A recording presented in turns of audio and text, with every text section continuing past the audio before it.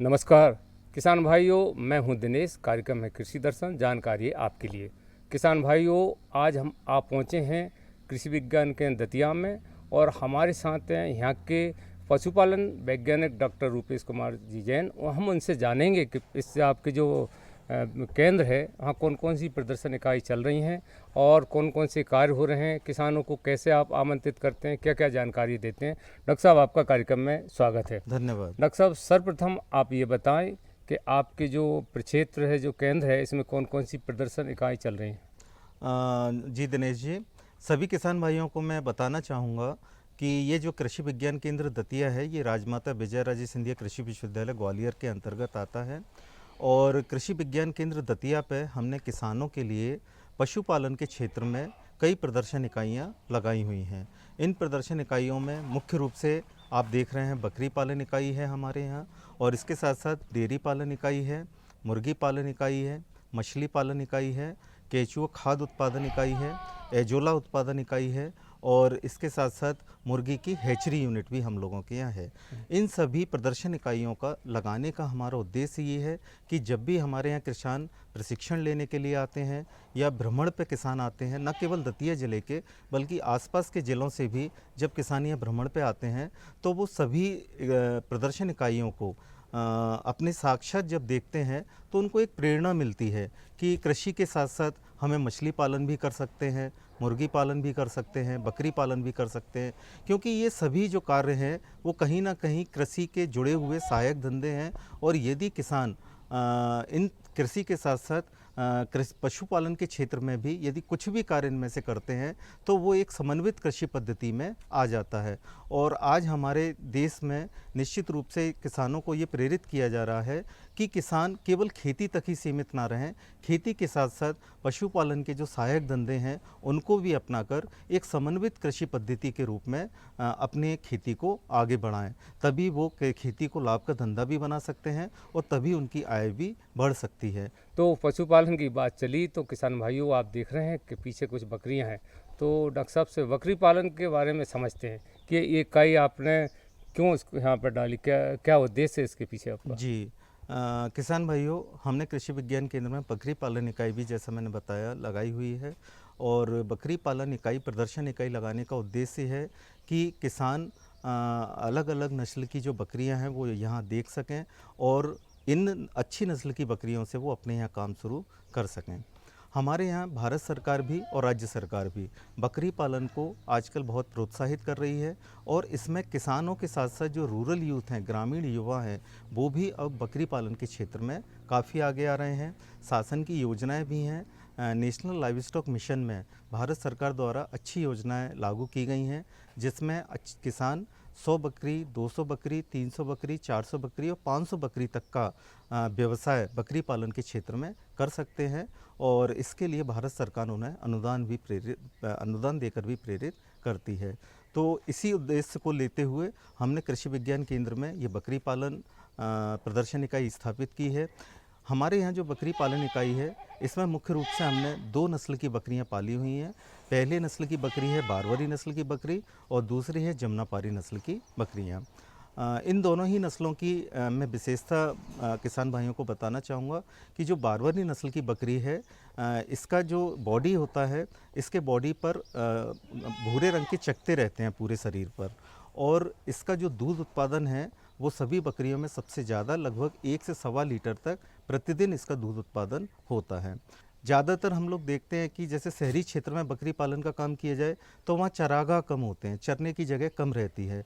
तो ये बकरी में विशेषता है कि इसको स्टॉल फेड कंडीशन में भी, मतलब शेड बनाकर, और हम अपने खेतों में ग्रीन फॉडर कल्टीवेट करके उस ग्रीन फॉडर पर भी जैसे हम डेयरी एनिमल्स को पालते हैं, वैसे ही बारवरी नस्ल की बकरी को अपने डेयरी शेड में चारा डाल के और उस पर ये बकरी पल जाती है, इसको चराने की ज़रूरत नहीं है। तो स्टॉल फेड कंडीशन के लिए जो सबसे अच्छी बकरी है वो बारबरी नस्ल की बकरी है। तो इसलिए हमने ये बारबरी नस्ल की बकरी अपने क्षेत्र में अपने कृषि विज्ञान केंद्र में पाली हुई है, ताकि किसान इसे देखें, इससे प्रेरित हों और फिर वो अगर बारबरी नस्ल से काम शुरू करना चाहें तो वो अपना काम शुरू कर सकते हैं। हमारे पास जब नस्ल की संख्या बढ़ जाती है, बारबरी की हो या जमुनापारी की, तो हम इसको किसानों को भी उपलब्ध कराते हैं। तो इसीलिए हमने ये दोनों ही नस्ल की बकरियाँ, चूँकि अपने क्षेत्र की बकरियाँ हैं ये, अगर जमुनापारी हम देखें तो ये चंबल नदी है, इसके आसपास का जो एरिया है इटावा, आगरा, मथुरा, इस क्षेत्र में ये मिलती है। और बारबरी नस्ल की हम बात करें तो राजस्थान में भरतपुर है, अलवर है, इस वाले क्षेत्र में ये वाली बकरी सबसे ज़्यादा मिलती है। तो अब किसान प्रेरित भी हो रहे हैं और इन दोनों नस्ल की बकरियों को पालन करके वो अपना बकरी पालन का व्यवसाय अच्छा शुरू करना चाह रहे हैं। तो निश्चित रूप से कई किसान यहाँ आए भी हैं और यहाँ से हम लोग यहाँ कृषि विज्ञान केंद्र में प्रशिक्षण भी देते हैं किसानों को। केवल नस्ल प्रदर्शन इकाइयों को दिखा के प्रैक्टिकल ट्रेनिंग हम उन लोगों को देते हैं, ताकि हम उनको, किसानों को फीडिंग के बारे में, बकरियों की फीडिंग के बारे में, उनका हाउसिंग कैसा होना चाहिए, घर कैसा होना चाहिए, उनका प्राथमिक उपचार हम कैसे कर सकते हैं, उनका टीकाकरण कब कब करना चाहिए, तो इन सब चीज़ों के बारे में भी प्रशिक्षण के माध्यम से हम 3 दिन के और 5 दिन के प्रशिक्षण आयोजित करते हैं। तो प्रशिक्षण के माध्यम से भी हम किसान भाइयों को तकनीकी रूप से सुदृढ़ बनाते हैं और प्रैक्टिकल ट्रेनिंग हम बकरियों के ऊपर करा के हम उनको एक ओवरऑल बकरी पालन के क्षेत्र में उद्यमी बनाना चाहते हैं। किसान भाइयों, अब समय है छोटे से विराम का। विराम के बाद फिर आपसे मिलते हैं। अरे सुन तो। मुझे क्या सुनाना चाहते हो? जो सुनाओ मेरी सौतन को। किसको? अरे वही तुम्हारा मोबाइल फोन जिससे सुबह शाम दिन रात चिपके रहते थे और कहते थे किसान कॉल सेंटर से बातें हो रही हैं। अच्छा ये बात है। हाँ, क्यों? क्या हुआ? अब बात नहीं होती क्या? अब तो झट से बात हो जाती है। संबंधी समस्याओं का अपनी भाषा में तुरंत हल पाने के लिए पूरे भारत में किसी भी फोन से हेल्पलाइन नंबर पर संपर्क करें। किसानों का दोस्त किसान कॉल सेंटर। किसान भाइयों, विराम के बाद फिर एक बार आपका स्वागत है। हमारे साथ हैं डॉक्टर रूपेश जैन जी, जो हमें पशुपालन संबंधी विभिन्न किस्म के जो गाँव में पशु पलते हैं उनकी जानकारी दे रहे थे और अधिक जानकारी उनसे लेते हैं। डॉक्टर साहब, बात करें हम आवास की, तो आवास के लिए कैसी आवास व्यवस्था होना चाहिए? बकरियों के लिए सबसे अच्छी आवास व्यवस्था इस तरह से रहती है कि बकरियों को किसी भी तरह का तनाव मुक्त वातावरण रहे। इसके लिए सर्दी हो, गर्मी हो, बरसात हो, बकरियों को किसी भी तरह का तनाव नहीं होना चाहिए, स्ट्रेस नहीं होना चाहिए। तो इसके लिए हम एक बंद आवास बकरियों के लिए बनाते हैं और बंद आवास के साथ एक उनके लिए ओपन एरिया, खुला हुआ आवास पद्धति हम उनको देते हैं, ताकि जब बरसात हो या जब गर्मियों का टाइम हो तो दिन के समय बकरियों को हम बंद आवास में रख सकें, और जब बाहर का तापमान अच्छा हो, सहने लायक हो, तो हम उनको खुले आवास में छोड़ दें। तो ये तो रही आवास की बात। हमारे जो क्षेत्र है ये बुंदेलखंड क्षेत्र है और इस बुंदेलखंड क्षेत्र में निश्चित रूप से गर्मी भी ज़्यादा पड़ती है और पानी की कमी रहती है। तो यहाँ की एक नई नस्ल विकसित की गई है, अभी भारतीय चारागाह अनुसंधान संस्थान झांसी के द्वारा एक नई नस्ल को रजिस्टर्ड किया गया है और उस नस्ल का नाम है बुंदेलखंडी नस्ल। वो बुंदेलखंडी जो नस्ल है वो हमारी जलवायु और वातावरण के लिए बहुत अनुकूलित है और उसका वजन भी काफ़ी अच्छा रहता है। तो निश्चित रूप से अगर बकरियों को पेट के कीड़े मारने की दवा उचित समय पर टीकाकरण करने से पहले हम दे दें तो टीका भी हमारा समुचित काम करता है, इफ़ेक्टिवली काम करता है और बकरियों को कीड़ों से निजात भी मिलती है। तो प्रॉपर डीवर्मिंग कराना भी समय पर ये बकरियों के स्वास्थ्य प्रबंधन के लिए नितांत आवश्यक है। और बस सब तरह से स्वास्थ्य प्रबंधन हम बकरियों का करके एक अच्छा हेल्दी बकरी पालन का काम किसान भाई कर सकते हैं। डॉक्टर साहब, मौसम के अनुसार क्या आवास और आहार की व्यवस्था करना पड़ता है? एक जैसे ही आहार और आवास की व्यवस्था होती है? निश्चित रूप से देखिए, हमारे पास जो भी साल भर के हरे चारे हैं वो मौसम के हिसाब से ही हम लोग लगाते हैं। जैसे मैंने आपको बताया, जायद का मौसम है, खरीफ का मौसम है, रबी का मौसम है, तो इन तीनों ही मौसम में हम अलग अलग तरह के चारे बकरियों के लिए लगाते हैं ताकि बकरियां उनको आसानी से चारों को ले सकें और एक बकरियों में साल भर चारे की उपलब्धता बनी रहे। जहाँ तक आवास का प्रश्न है, मैंने आपको बताया कि अगर गर्मियों का दिन है तो गर्मियों के दिन में हम दिन में बकरियों को बंद आवास में अंदर रखते हैं और सुबह और शाम बकरियों को बाहर चराने के लिए ले जाते हैं, खुले आवास में रखते हैं। और यदि सर्दियों के दिन है तो सर्दियों में बकरियों को दिन में खुले आवास में रखते हैं, चराने के लिए ले जाते हैं और शाम को 4-5 बजे के बाद अंदर बंद आवास में रखते हैं ताकि उन्हें ठंड से बचाया जा सके और उन्हें किसी भी तरह की ठंडी की समस्या उनको उत्पन्न ना हो सके।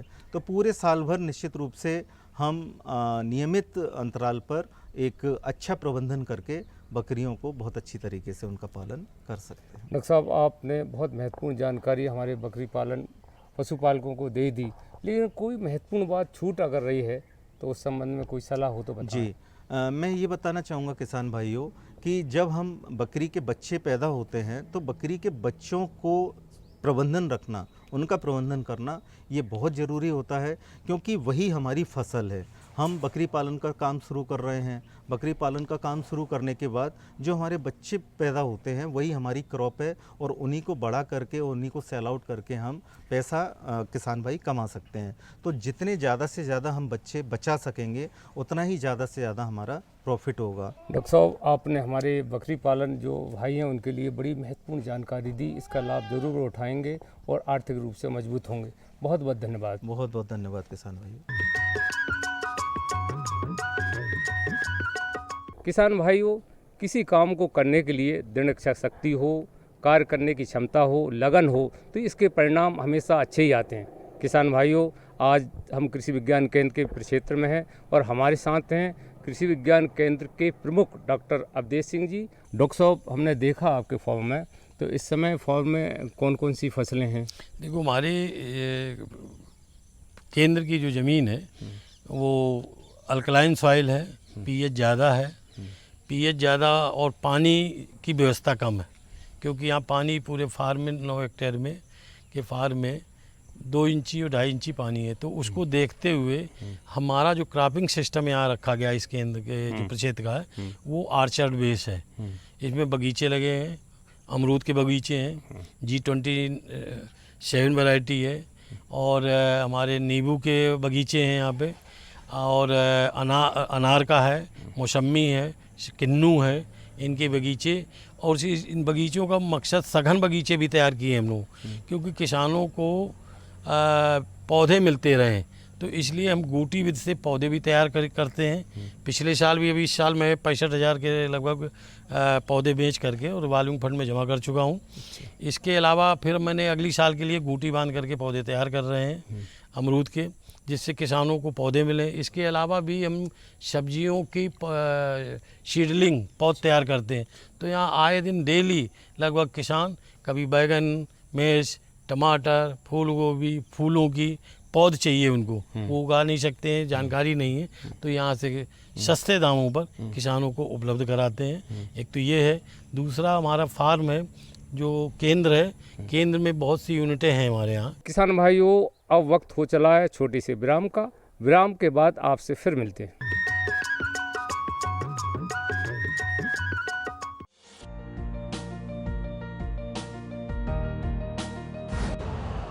यूरिया का स्वदेशी उत्पादन 70 लाख टन बढ़ाने के लिए 6 उर्वरक संयंत्रों का उद्धार किया जा रहा है। FCIL के गोरखपुर, सिंदरी, तलचर और रामागुंडम संयंत्र, HFCL की बरौनी इकाई और BVFCL की नामरू फोर्थ। सोने पर सुहागा ये है कि देश में अब बनेगा सिर्फ नीम लेपित यूरिया, क्योंकि इससे होगा किसानों का फायदा ही फायदा। अनाज का उत्पादन 10% तक बढ़ेगा, बढ़ेगी 10 से 15% नाइट्रोजन क्षमता।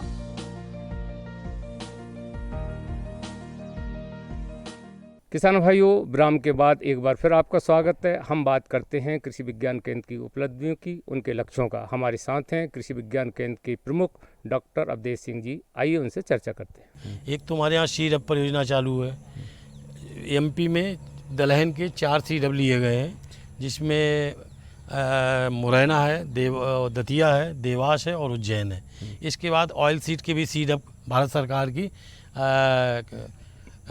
फंडिंग से, जो भारत सरकार ने पैसा दिया, उससे हमारे ऑयल सीड के भी सीडब चल रहे हैं। तो एक तो ये केंद्र में सीधे परियोजना हमारी चल रही है जिससे हम किसानों को दलहन का बीज उपलब्ध कराते हैं। और इसके अलावा हमारे यहाँ यूनिट है, गोटरी यूनिट है, बकरियाँ बरबरी पकड़ी हैं, पोल्ट्री यूनिट है, वर्मी कंपोस्ट यूनिट है, एजोला यूनिट है, और मशरूम की ट्रेनिंग भी देते हैं यहाँ किसानों को, और मशरूम की भी यूनिट है जो सर्दियों में विशेष करके हम लोग, हैचरी भी हमारे यहाँ है।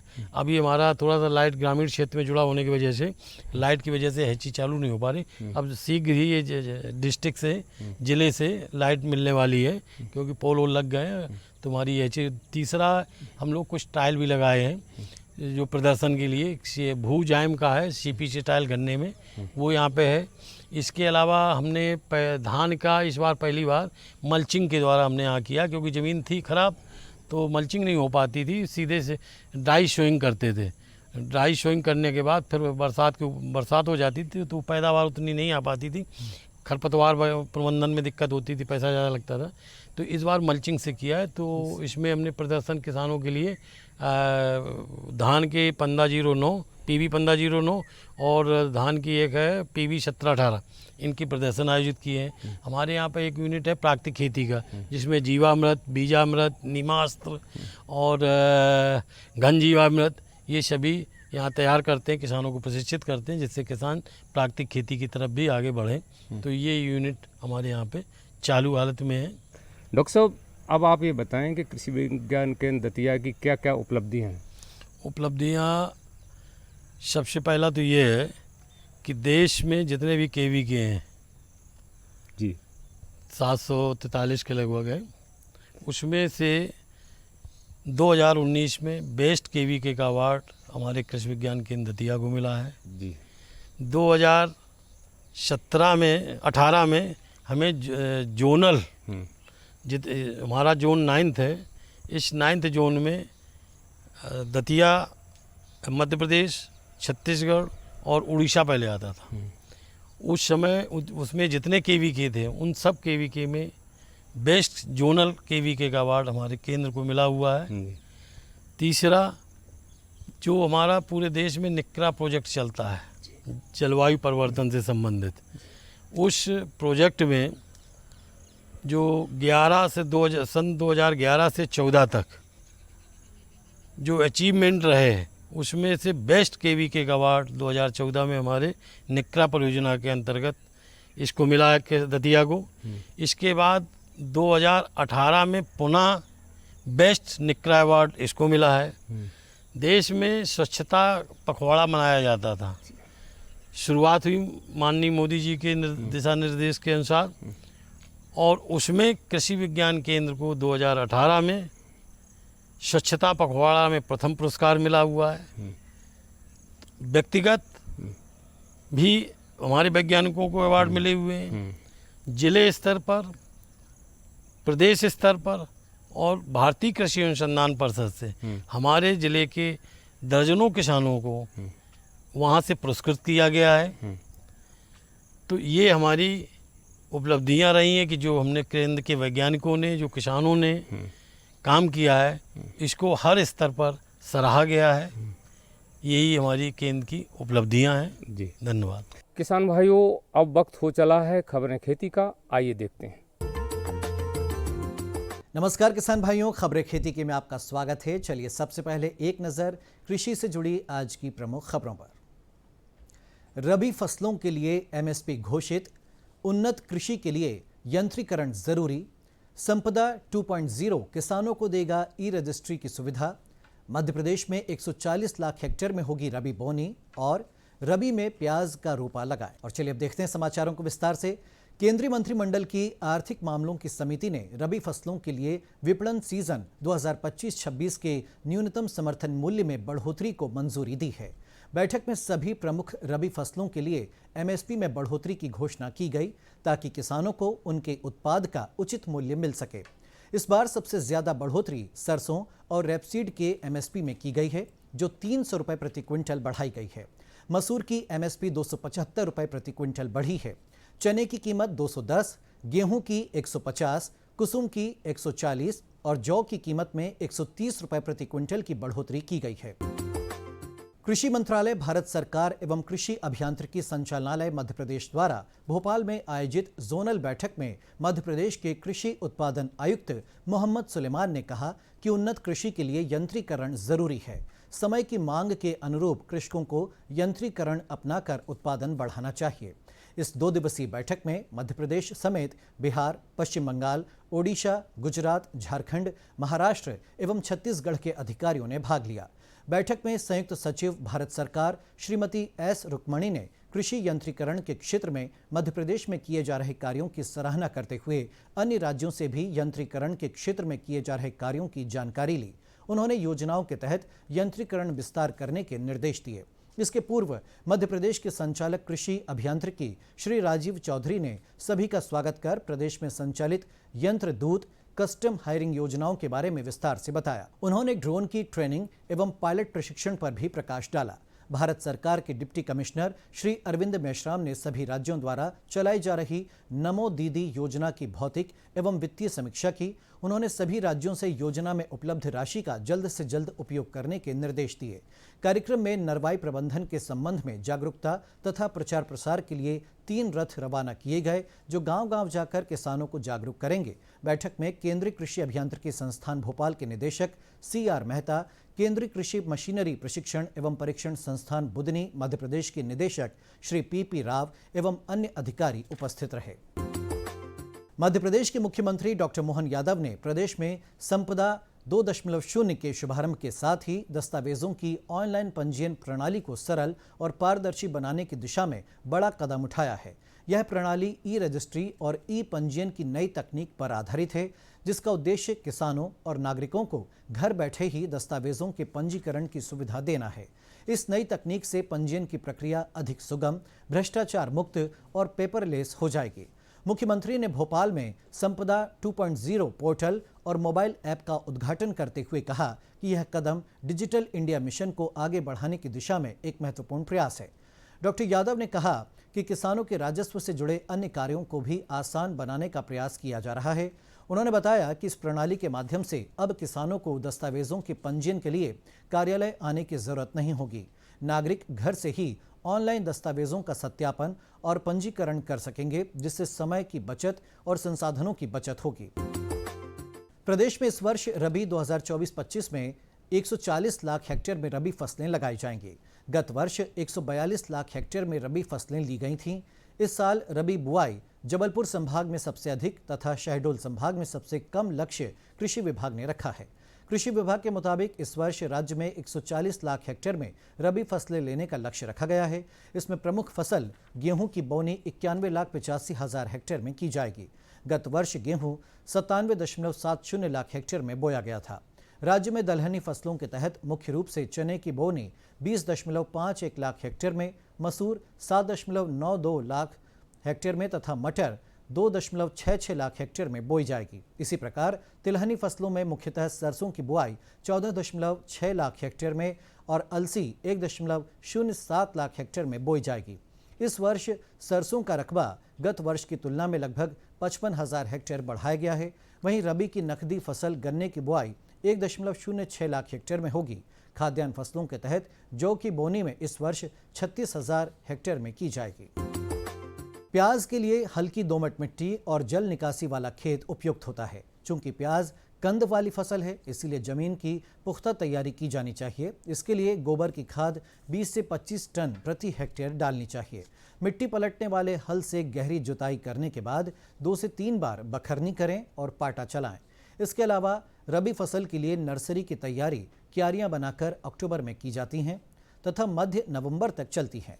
क्यारियों की लंबाई 3 से 5 मीटर तथा चौड़ाई 60 से 70 सेंटीमीटर तथा 110 सेंटीमीटर ऊंची रखी जाती है। 1 हेक्टेयर में प्याज लगाने के लिए 500 वर्ग मीटर की नर्सरी पर्याप्त होती है। 8 से 10 किलो बीज 1 हेक्टेयर के लिए पर्याप्त होंगे।